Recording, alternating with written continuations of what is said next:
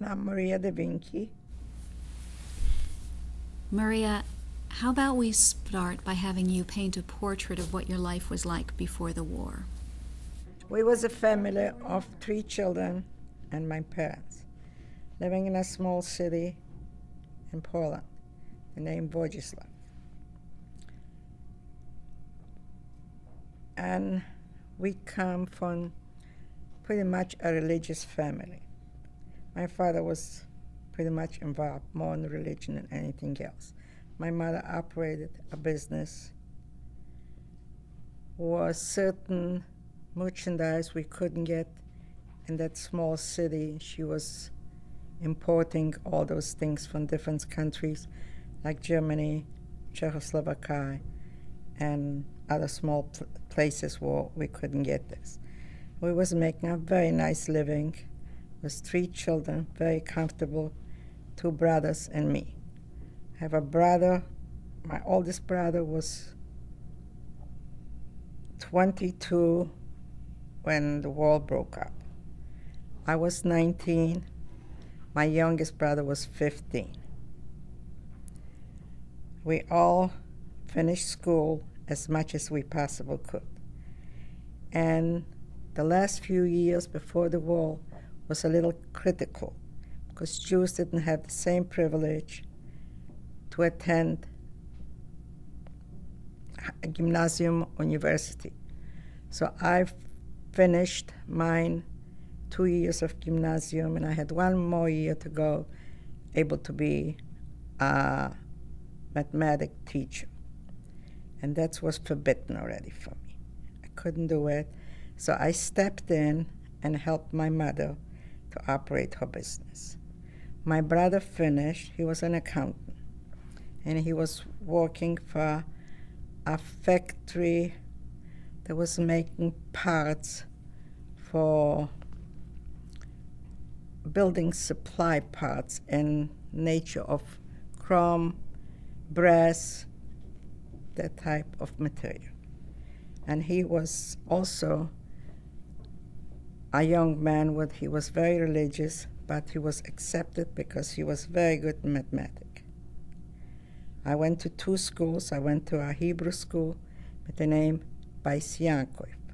This means the house of Jacob, till I was 19, till 1939, when the war started. We was good students. We had a lot of friends. We have Jewish friends, we have non-Jewish friends. We lived in an area where not basically a lot of Jews was living. It was a main street. In 1939, September 1, the German army took over our city. From that day on, everything changed. My friends, the closest friends where we attend school all through the years, the non-Jewish, was afraid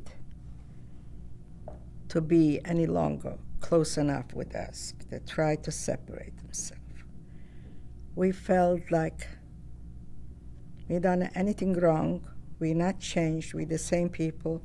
What happened? We was too young to understand this. It's gonna be, or it is, a change in the world. But we was doing our best to continue to operate the business till the German army come in and cleaned everything up. They come in with a truck that was in September 1, 1939, took over. 3 months later, before Christmas, it was before Christmas or Christmas time, they come over with trucks and they need all type of merchandise. Whatever a merchant had on hand, they took out from the store, and they didn't even say thank you. They just loaded up, and one was staying with a gun. To my mother, stay away, don't touch it. If you want to take, like coffee or tea was very expensive in our city. And we have this by the bulk. If you want to take a little bit away to save for us, you hold a gun to her, don't touch it, go away. We didn't know that it's such a rule. You can take it without money. So we argued. And before you know one, I stand in front of her. I says, why don't you let her take it? I was speaking good German. Why don't you let her take this? It's for the children. He gave me 2 slaps on my face. And naturally, after this, we really didn't have too much left. But that was not the worst part of it. After a while, they decided we live in a too good of a neighborhood. Jews shouldn't live in that neighborhood. We had to move in the back where our janitor is living. That was the other side from the complex, and give those units to the army or to whoever they assigned it. So we were 7 people, had to move in a 2-room apartment. We stayed there for another 3-4 months, and then they come in and took my 2 brothers. And they sent them to Senjeshuf. This is a station, a railroad station, to walk on the tracks. After a while, they come back every morning and took out from each house, if it was young people, from 16 to 25, to walk on the streets. There was not paved streets in our city. There was those the round stones, let's say this way. So the man was putting the stone, the woman was throwing in the sand.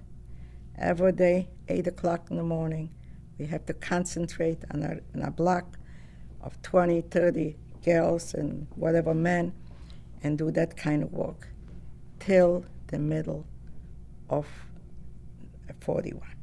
In 41, they start coming in with trucks and taking out the men and send them away. We didn't know where they went to work. They said it's a camp, they have to work. One is in ammunition places, one is in whatever places they sent. We didn't know even where our 2 brothers are. We discovered this later, very much later, than Skaržisko. Skaržisko was a camp, was not a dead camp, was a working camp. And that was working. At the end of 41, they started taking women for certain things. And a disease broke out in our city, typhus. So they cut off the ghetto from the city and put all the sick people in the ghetto with the well one, but just Jewish one. So they assigned every student to take care of those sick people. We have to go every morning to wash them. They was afraid to go near them. They would come in and kill them, but they was afraid if they go in that section, they might get sick with the typhus.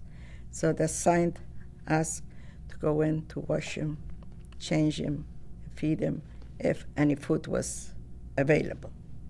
And that's what's going on for 2-3 months, till some died, some was killed, and naturally we have to bury them. That's the group was left. The city was a small city. The group was left, not sent out to camps, had to take care of the sick, and the dead, and whatever disaster in the city, we had to do this. And we was like 9 girls, friends, we all went to school. And the biggest part of our job was to do this. And when we was through with this, every Friday night, they went to another house and took out one of those girls. Saturday morning, we heard so-and-so was killed, she's in front of the house. Next Friday night, they did this to another one. All eight of them I lost. I was the only one left. I was left, I went in hiding. Had a friend, a non-Jewish friend, and he made me papers. And I had the Red Cross band. So when I was wearing my Jewish band, the Morgan David, I crossed on this the Red Cross band on top on it.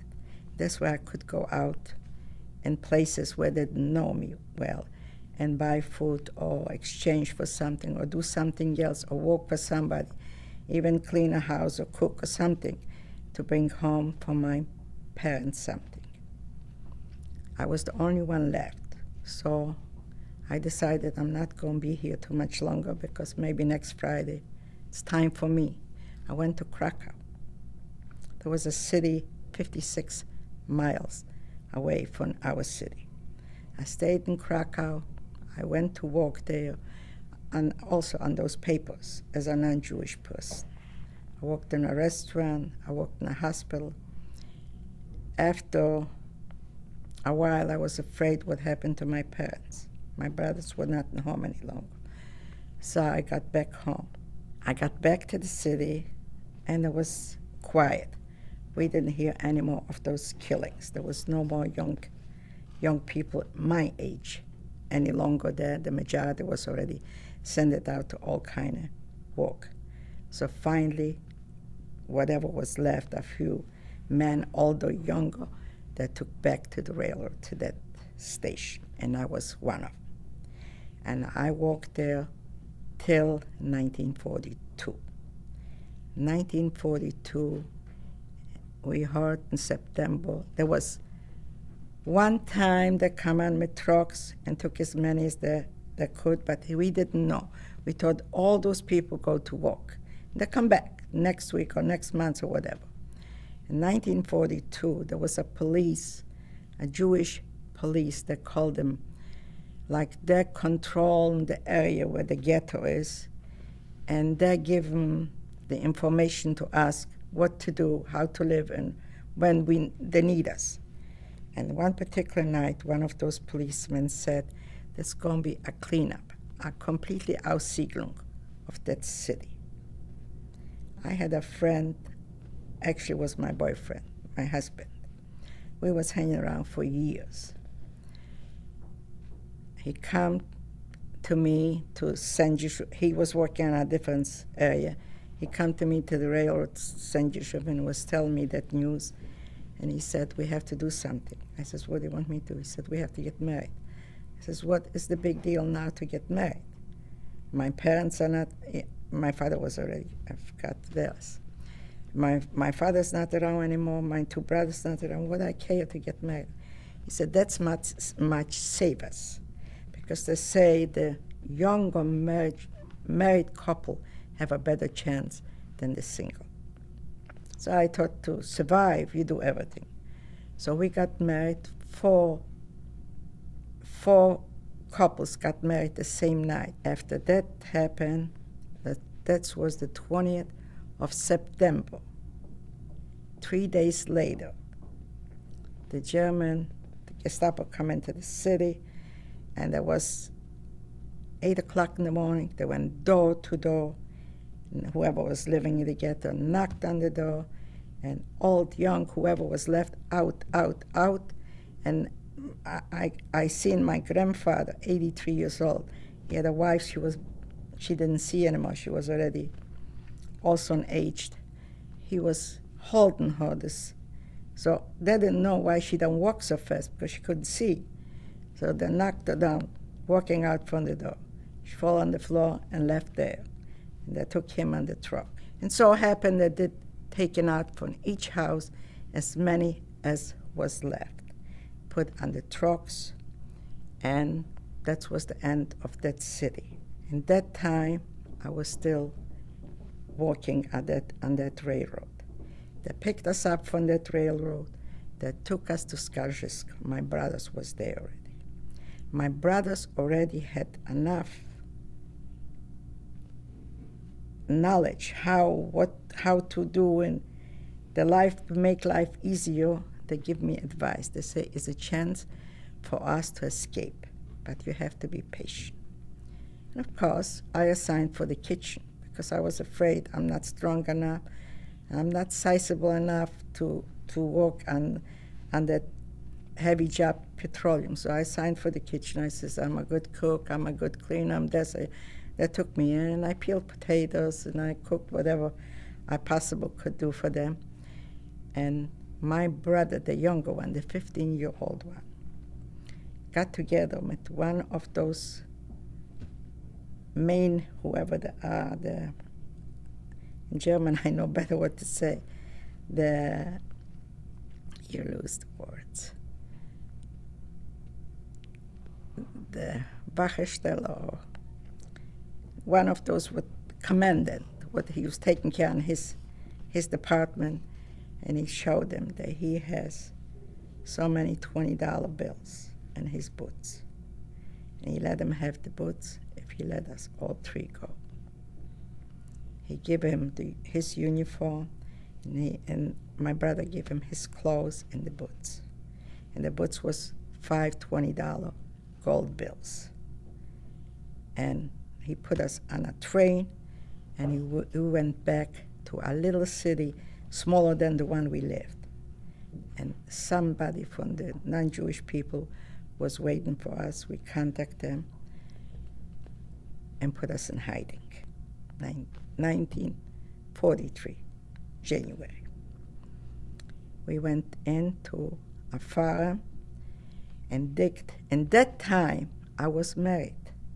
There was me, my husband, my two brothers, my mother.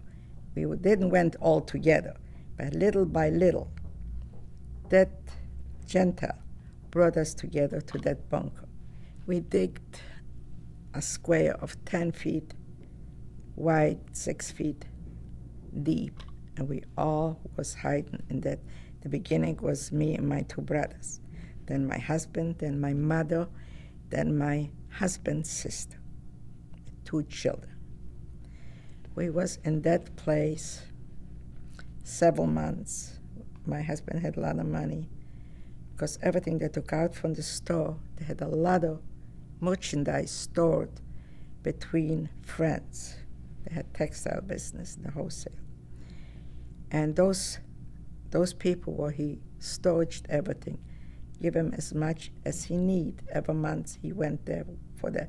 He was paying to that farmer 10,000 zlotys, here's dollars, but whatever the amount is, a month to keep us. One good day, it was very crowded. We was almost like not sitting but standing up when we were sleeping, because was was no air underground. We had to open the cover. Was a piece of board put together in a square and straw on top, hay, straw, whatever a farmer has in his garages.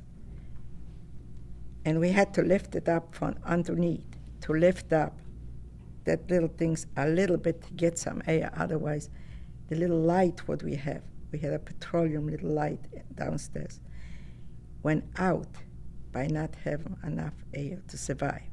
And we 7 people survived. We had to sleep there, we had to eat there. If the woman was in a good mood, she brought us down potatoes.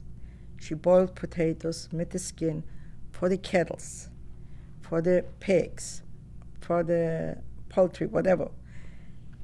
So she threw down a few potatoes for us. If she was in a good mood, if she was not, we could wait 2 and 3 days for some food. Everything happened in the middle of the night, like 2, 3 o'clock in the morning. We were sure there's nobody on the farms or in the area. We went up and got a little water from, there was like water we have to go through with what would you call this? It comes out from a spring. A well? A well. We have to, and a bucket went down, you rolled it down and brought up a little water, and we shared. The water was the only solution we had every night. When we went up and had some water, that was solve our hunger and our thirst. And of course, this was going on for months and months. I got very sick, my mother got very sick. We didn't think we were surviving. We didn't care anymore. It was so uncomfortable, and it was so embarrassing. Everything was just the cleanser and the mice and everything else was living with us.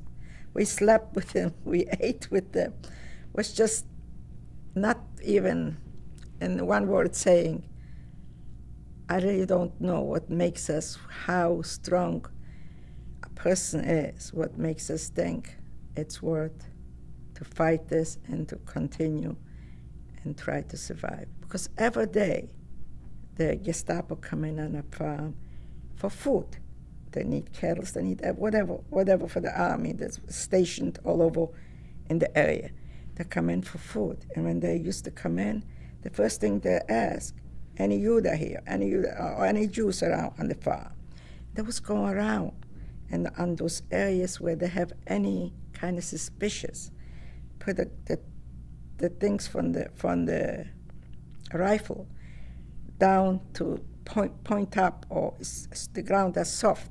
If it's soft, they open it. They try to see what's underneath. And a lot of people was killed this way. They brought them up from the ground. There was a lot of people hide on farms in that particular area. I don't know any other places. So there was not a day where they didn't show up. And that was our days waiting for. We will survive tonight, we live next day, or whatever the case would be. One good day, the farmer come in,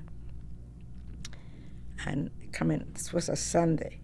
He come in and he sat and knocks on our things. We didn't open, but he said, I'm Vladik. We opened a little bit the things. He says, I have to talk to you. What is it? I just got back from church, and they was telling me in church, there's rumors on the farm, I'm keeping Jews. They start living a little more richer than before, because money was coming in every month. To an extent, he was going around bragging about this. He's going to build a new house.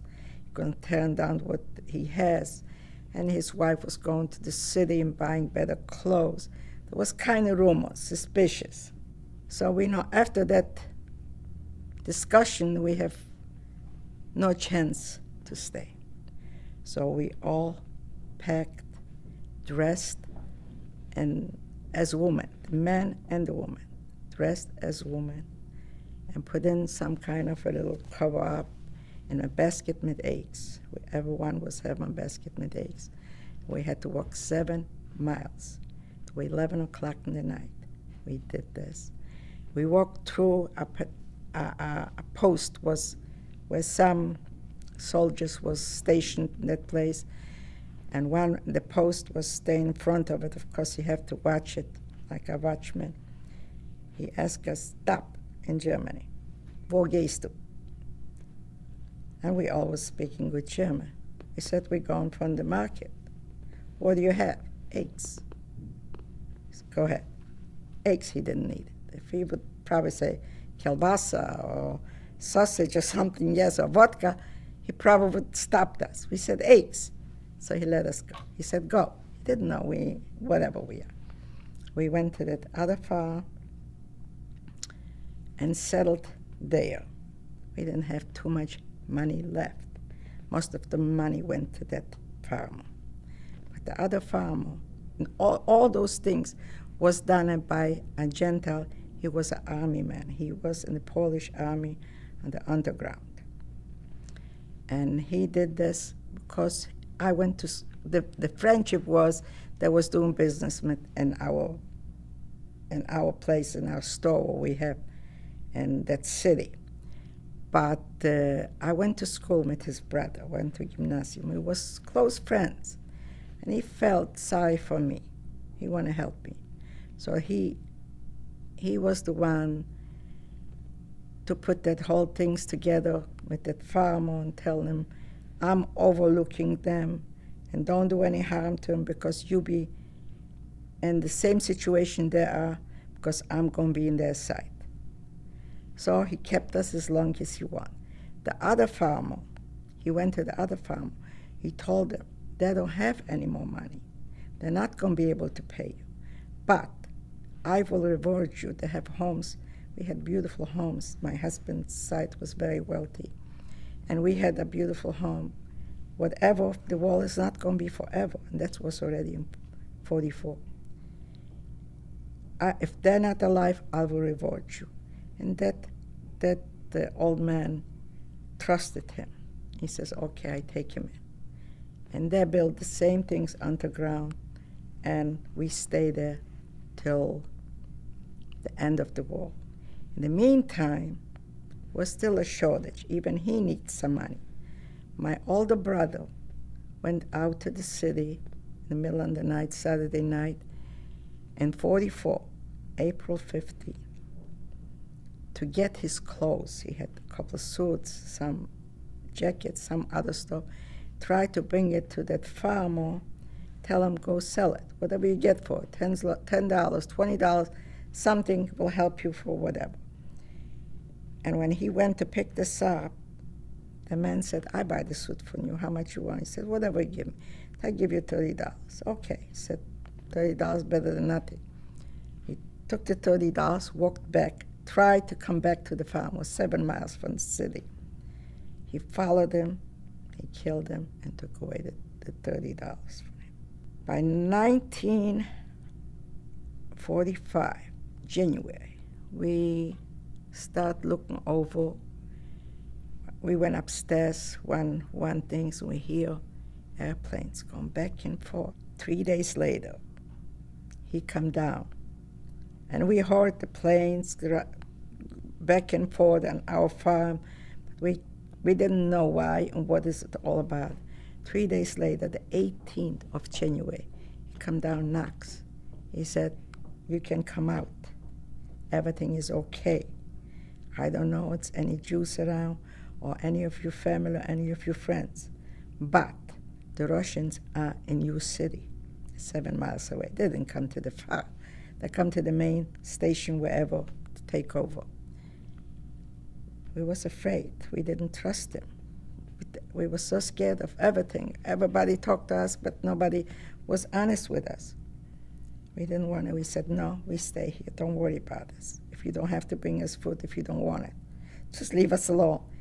He says, I want you to come out and see for yourself. Little by little, my youngest brother went out, and he looked around. It was quiet. You couldn't hear anybody walking, talking. Everybody was scared. The Russians are here. So he come back and told us, yes, there must be some change because you don't see any soldiers, any Germans or whatever. We all got up. We didn't have any clothes enough, and it was in January. It was bitter cold. This part of the country is very cold in the wintertime.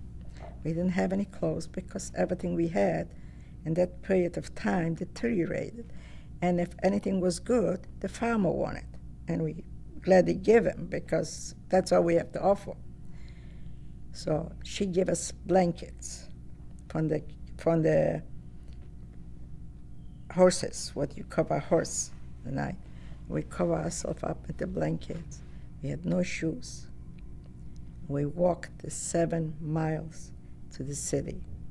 We come in the city, we find another Jewish family come in, a single man come in from different camps, because the camps was not liberated so early. That was later on, May or April something, in spring. But camps around the area where there was working, not dead camps. And we tried to get together and organize a house for all of us to live together and start looking for food. That's number one on the agenda. We knocked on doors. I myself went to a friend of mine, and that was the Burgermeister's sister-in-law, his wife's sister. The Burgermeister is like the mayor here in the country. And she was my best friend because we lived across the street. I was living in a main area. And I give her all my belongings before I left. I said, if I come back, I might look into it. And if not, it's all yours. She was my best friend. I knock on her door. She see my face. She thought she seen somebody dead. She almost passed out. I thought she feels sorry for me. He says, no, I don't want you to be here. I'm afraid if you're here, they're going to kill me. I said, what are you afraid? I understand the Russians are here, the Germans are going. Doesn't make any difference. I don't want you here. I says, I don't want anything from you except give me my clothes. A dress, a coat, a pair of shoes, something. I just have something to wear. I have nothing. The police took everything, and I have nothing left, and I cannot give you anything. I says, can you give me a few potatoes? She took in 2 potatoes on her hand, and he says, take it. That was 1945 in January. We got together, the few of us was 17, my family, and a couple other people, and my husband's older brother and his wife come back. We got 17 people. We got in, and my brother-in-law's, my sister-in-law's family's house was a big house. It was not occupied, and tried to organize and live there till something will happen. And then, of course, we start. I was not good in Russian, but my mother speaks Russian because she lived through World War I. And she was talking to the Russian, and they start helping us, giving us food, give us some type of organization where we can get close and so forth. But I myself, and so my husband, didn't think we can remain any longer in that city. We're not welcome, period, because they was afraid. We left so many of our positions and whatever it is, between friends and neighbors, that we go ask for everything to give us back. So we was not welcome.